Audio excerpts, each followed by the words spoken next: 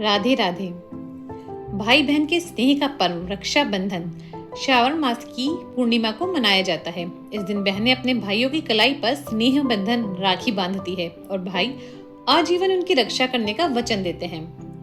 रक्षाबंधन का ये पावन पर्व कब प्रारंभ हुआ, इसकी स्पष्ट तिथि की कोई जानकारी उपलब्ध नहीं है, लेकिन इस संबंध में कई कथाएं प्रचलित है। पुराणों में भी इन कथाओं का वर्णन मिलता है। आइए जानते हैं रक्षाबंधन की कहानियां। राजा बलि और माता लक्ष्मी की कथा। रक्षाबंधन की एक पौराणिक कथा भगवान विष्णु, देवी लक्ष्मी और राजा बलि से जुड़ी हुई है। असुरों का राजा बलि 100 यज्ञ पूर्ण कर अजय हो गया। धरती पर अपना साम्राज्य स्थापित कर वह स्वर्ग का सिंहासन प्राप्त करने की तैयारी करने लगा। यह ज्ञात होने पर देवराज इंद्र चिंतित हो गए और भगवान विष्णु की शरण में पहुंचे। इंद्र ने भगवान विष्णु से स्वर्ग का सिंहासन बचाने की प्रार्थना की। तब वामन अवतार धारण कर भगवान विष्णु राजा बलि के दरबार में गए और उनसे भिक्षा की याचना की। राजा बलि दानवीर था। उसने वामन अवतार भगवान विष्णु को वचन दिया कि वह भिक्षा में जो भी मांगेंगे उन्हें प्रदान किया जाएगा। भगवान विष्णु ने भिक्षा में 3 पग भूमि मांग ली। राजा बलि ने अपना वचन निभाते हुए वामन अवतार भगवान विष्णु को 3 पग भूमि दान में प्रदाय कर दी और कहा कि वह 3 पग भूमि नाप ले। भगवान विष्णु ने पहले पग में पृथ्वी को नाप लिया और दूसरे पग में स्वर्ग को। तीसरे पग में पूर्व की राजा बलि भांप चुका था कि उसके समक्ष उपस्थित वामन कोई साधारण व्यक्ति नहीं है। उसे अपना शीश वामन रूपी भगवान के आगे झुका दिया और उनसे तीसरा पग अपने शीश पर रखने का निवेदन किया। भगवान विष्णु ने वैसा ही किया।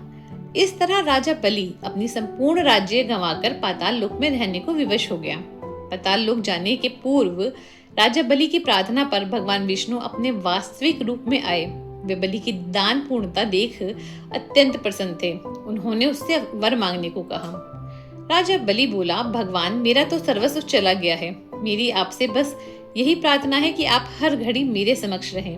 भगवान विष्णु ने तथास्तु कहा और राजा बलि के साथ पाताल लोक चले गए। बैकुंठ में भगवान विष्णु की प्रतीक्षा कर रही देवी लक्ष्मी को जब यह सूचना मिली तो वे चिंतित हो उठी। उन्होंने नारद मुनि को बुलाकर मंत्रणा की और इस समस्या का तोड़ पूछा। नारद मुनि ने उन्हें सुझाया कि वे राजा बलि को रक्षा सूत्र बांधकर अपना भाई बना लें और उपहार स्वरूप भगवान विष्णु को मांग लें। देवी लक्ष्मी गरीब महिला का भेष धरकर पाताल लोक पहुंची और नारद के सुझाए अनुसार राजा बलि की कलाई में रक्षा सूत्र बांधा। तब राजा बलि बोला, आपको देने मेरे पास कुछ नहीं है। तब देवी लक्ष्मी अपने वास्तविक स्वरूप में आई और बोली, आपके पास तो साक्षात भगवान विष्णु है, मुझे वही चाहिए। राजा बलि ने भगवान विष्णु को देवी लक्ष्मी के साथ जाने दिया। जाते जाते भगवान विष्णु ने राजा बलि से कहा कि वे हर साल 4 माह पाताल लोक में निवास करेंगे। वे 4 माह चतुर्दशी कहलाते हैं और देवशयनी एकादशी से प्रारंभ होकर देवउठनी एकादशी तक चलते हैं।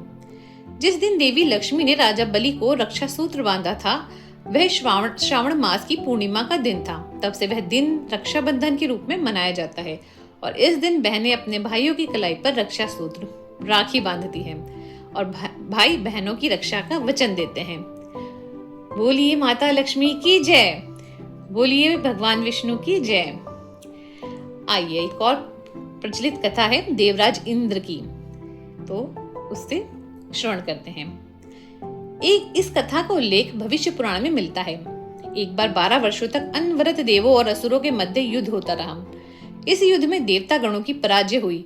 देवराज इंद्र सभी देवों के साथ अमरावती चले गए।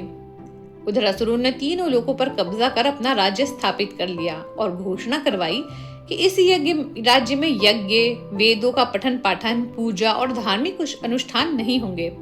इस तरह तीनों लोकों में धर्म का नाश होने लगा।